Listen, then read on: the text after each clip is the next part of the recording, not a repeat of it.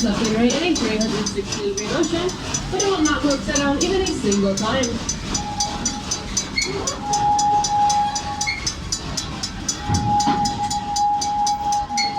If you're looking for a more thrilling ride than Cobra skirts, I recommend mounting while you're in the apex section of our park.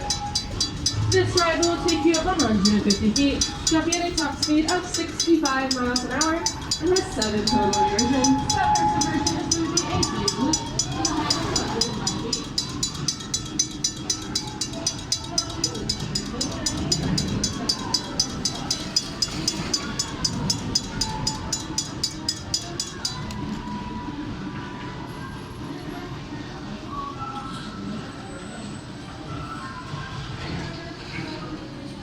That was Serengeti Express train, 601 green train, carrying green cars. It's heading to the Stanley train station now, then it's going to head back to the Narrow train station again.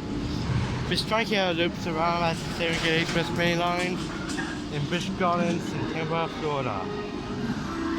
On this Wednesday, August 3rd, 2022 from San Rafael here on YouTube.